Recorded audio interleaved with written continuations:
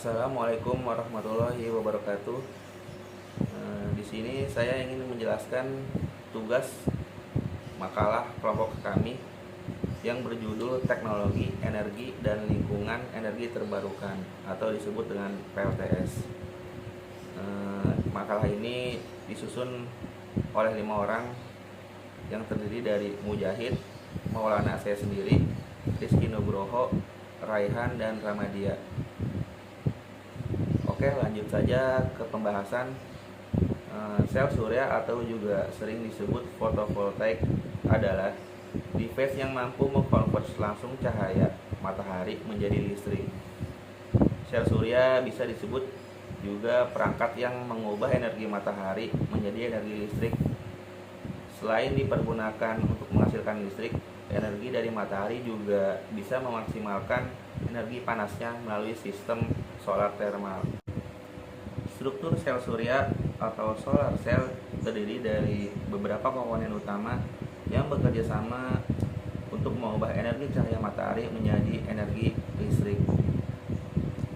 Di sini saya ingin menjelaskan bagian-bagian dari sel surya. Yang pertama adalah substrat atau metal backing. Ini adalah material yang menopang seluruh komponen sel surya. Biasanya terbuat dari logam seperti aluminium atau molybdenum. Substrat juga berfungsi sebagai kontak terminal positif. Yang kedua, material semikonduktor.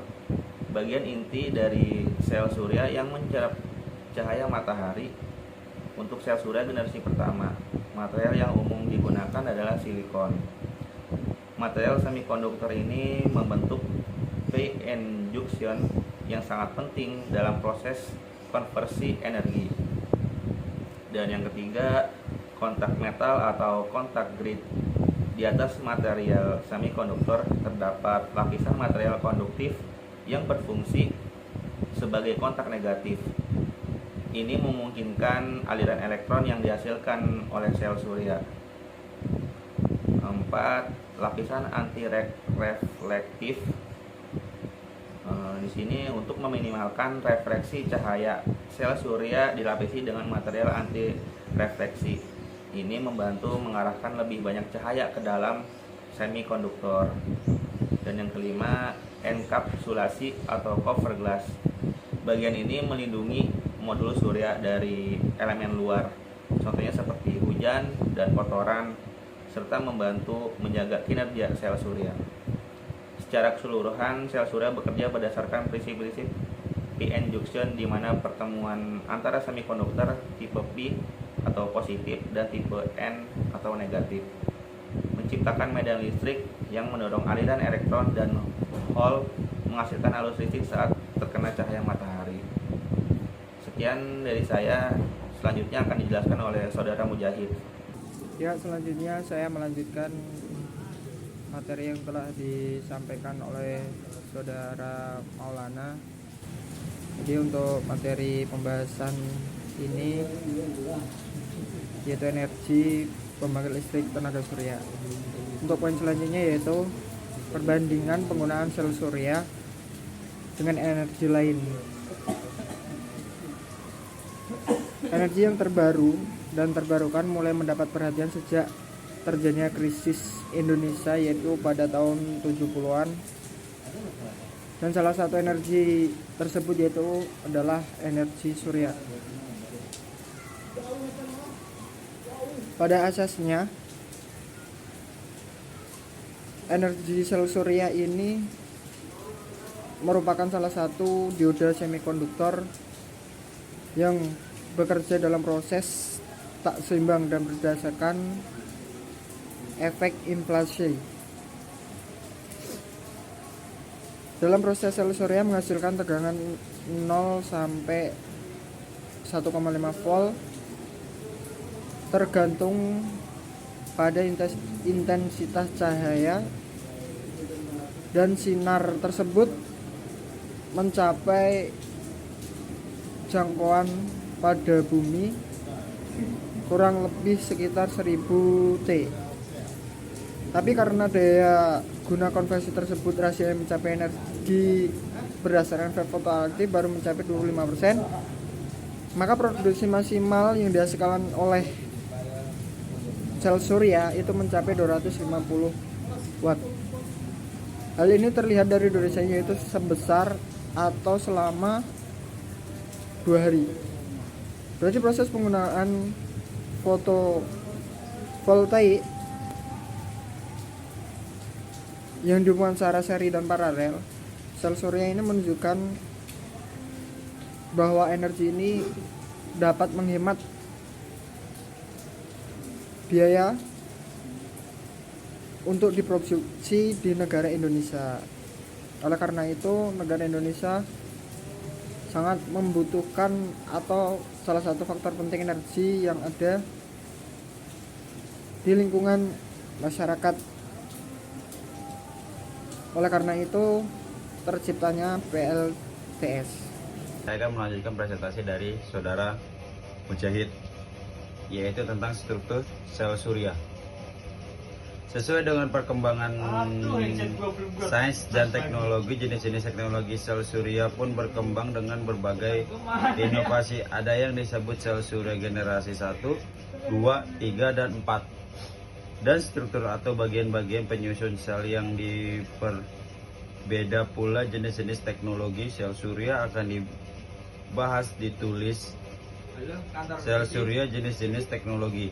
Dalam tulisan ini akan dibahas struktur dan cara kerja dari sel surya yang umum berada di pasaran saat ini, yaitu sel surya berbasis material silikon yang juga secara umum mencakup struktur dan cara kerja sel surya. Generasi pertama sel surya silikon dan kedua adalah thin film atau lapisan tipis. Untuk gambar-gambar tersebut terserah. Yang pertama adalah substrat atau metal backing. Substrat adalah material yang menopang seluruh komponen sel surya. Material substrat juga harus mempunyai konduktivitas listrik yang baik karena juga berfungsi sebagai kontak terminal positif sel surya, sehingga umumnya digunakan material metal dan logam seperti aluminium dan molybdenum. Untuk sel surya densitism BSSC dan sel surya original. Substrat juga berfungsi sebagai tempat masuknya cahaya, sehingga material yang digunakan yaitu material yang konduktif tapi juga transparan seperti indium tin oksida atau yang OITO dan fluorine depositing FTO. Material semikonduktor. Material semikonduktor merupakan material inti dari sel surya yang biasanya mempunyai tebal sampai beberapa ratus mikrometer. Untuk sel surya generasi pertama yaitu silikon, dan 1 sampai ke 3 mikrometer untuk sel surya lapisan tipis. Material semikonduktor inilah yang berfungsi menyerap cahaya dari sinar matahari. Untuk kasus gambar di atas,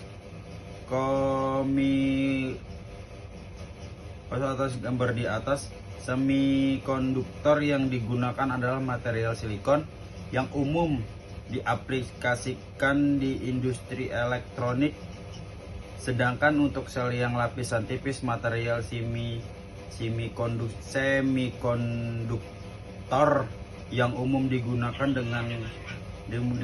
dan telah masuk pasaran, yaitu contohnya material CU in GA, SNSE, CIGS, dan CDTE, kondium telur. Untuk yang ketiga, kontak metal. atau kontak real sesuai substrak sebagai kontak positif. Di atas sebagai material semikonduktor. Biasanya dilapiskan material metal dan material konduktif trust sebagai kontak negatif. Yang keempat adalah lapisan intirelatif. Relaksi cahaya untuk diminimalisir agar mengoptimalkan cahaya yang terserap oleh semikonduktor. Yang kelima adalah enkapsulasi. Sebagai ini berfungsi sebagai evaluasi untuk melindungi modul surya dari hujan atau kotoran. Melanjutkan pembahasan pembangkit listrik tenaga surya dengan sistem sentralisasi, artinya pembangkit tenaga listrik dilakukan secara terpusat dan suplai ke konsumen dilakukan melalui jaringan distribusi. Sistem ini cocok dan ekonomis pada daerah dengan kerapatan penduduk yang tinggi. Contohnya PLTS di Desa Kentang Gunung Kidul mempunyai kapasitas daya 19 kW, kapasitas baterai 200 volt, dan beban berupa penerangan yang terpasang pada 85 rumah. Sementara itu di PLTS dengan sistem individu, daya terpasangnya relatif kecil, yaitu sekitar 48-55 WP. Jumlah daya sebesar 50 WP per rumah tangga diharapkan dapat memenuhi kebutuhan penerangan komun. Dan sampai tahun 95 sistem ini sudah terpasang sekitar 10.000 unit yang tersebar di seluruh pedesaan Indonesia, dan pengelolanya yang meliputi pemeliharaan dan pembayaran dilaksanakan oleh KUD. Melihat tren harga sel surya yang semakin menurun dan dalam rangka memperkenalkan sistem pembangkit yang ramah lingkungan, pemanfaatan PLTS dengan sistem individu semakin ditingkatkan.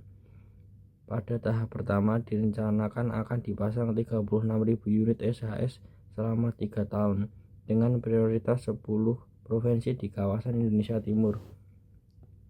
Paling tidak ada 5 keuntungan pembangkit dengan surya fotovoltaik. Pertama, energi yang digunakan adalah energi yang tersedia secara cuma-cuma. Kedua, perawatannya mudah dan sederhana. Ketiga, tidak terdapat peralatan yang bergerak sehingga tidak perlu penggantian suku cadang dan penyetelan pada pelumasan. Keempat, peralatan bekerja tanpa suara dan tidak berdampak negatif terhadap lingkungan. Kelima, dapat bekerja secara otomatis. Pembangkit listrik yang memanfaatkan energi surya atau lebih umum dikenal dengan PLTS mempunyai beberapa keuntungan, yaitu sumber energi yang digunakan sangat melimpah, sistem yang dikembangkan bersifat modular sehingga dapat dengan mudah diinstal dan diperbesar kapasitasnya, perawatan mudah, tidak menimbulkan polusi, dirancang dengan bekerja secara otomatis sehingga dapat diterapkan di tempat terkecil. Nah, salah satu kendalanya pun juga ada gitu yang dihadapi dengan dalam pengembangan pembangkit tenaga surya adalah investasi awal yang sangat tinggi gitu. Nah, yang sangat tinggi ini dengan harga per kWh listrik yang dibangkitkan juga masih relatif tinggi, yaitu sekitar sampai dengan 3 atau 5 US dollar gitu per watt. Nah, untuk beberapa kondisi pembangkit listrik tenaga surya ini dapat bersaing dengan pembangkit konvensional diesel atau mikrohidro, yaitu pada tempat-tempat terpencil yang sarana lingkungannya itu masih belum terjangkau jaringan listrik umum seperti PLN gitu. Dan untuk kesimpulannya, jadi energi ini merupakan salah satu kebutuhan utama dalam kehidupan manusia gitu kan. Nah, peningkatan kebutuhan energi kan dapat merupakan indikator peningkatan kemakmuran, tapi juga bersamaan dengan itu dapat menimbulkan masalah dalam usaha penyediaannya. Dan oleh karenanya untuk penyediaan sumber energi alternatif seperti energi surya ini melalui pemanfaatan sel fotovoltaik ini merupakan sebuah prospek yang menjanjikan untuk dikembangkan lebih lanjut. Dan mengingat pemakaian primer minyak bumi dan gas alam di Indonesia masih merupakan sumber energi utama, jadi selain ramah lingkungan, ya sumber energi dari matahari ini, PLTS ini tidak memerlukan perawatan khusus secara periodik yang selanjutnya akan mengurangi biaya produksi. Jadi untuk sarana penggunaan energi surya itu sangat efektif untuk menghemat energi baik di dunia industri maupun rumah tangga. Nah, di Indonesia ini kan sangat potensial sekali untuk menerapkan sistem PLTS untuk sumber energi karena hanya memiliki 2 musim, tidak seperti dari Jepang, Amerika, Eropa, dan negara-negara maju lainnya. Tapi sebelum praktik atau pengaplikasiannya terjun ke masyarakat secara luas, tentunya harus diberi pengarahan terlebih dahulu gitu kepada masyarakat, baik itu lewat media cetak atau media sosial dan yang lainnya gitu. Dan dengan adanya pengarahan diharapkan hal-hal yang tidak kita inginkan terjadi gitu, dan mengurungkan niat mereka untuk mengenal teknologi dalam perkembangan di zaman modern ini. Dengan demikian secara perlahan dengan sudah tahunya keuntungan dan penghematan yang dirasakan, ya secara perlahan mereka akan pindah ke energi terbarukan PLTS yang sangat mudah dalam pelaksanaannya dan sangat pula bisa menguntungkan dan menghemat kita semua gitu. Jadi sekian presentasi kami tentang pembangkit listrik tenaga surya ini. Kurang lebihnya mohon maaf. Saya Ramadi Ari Judulika. Sekian dan terima kasih.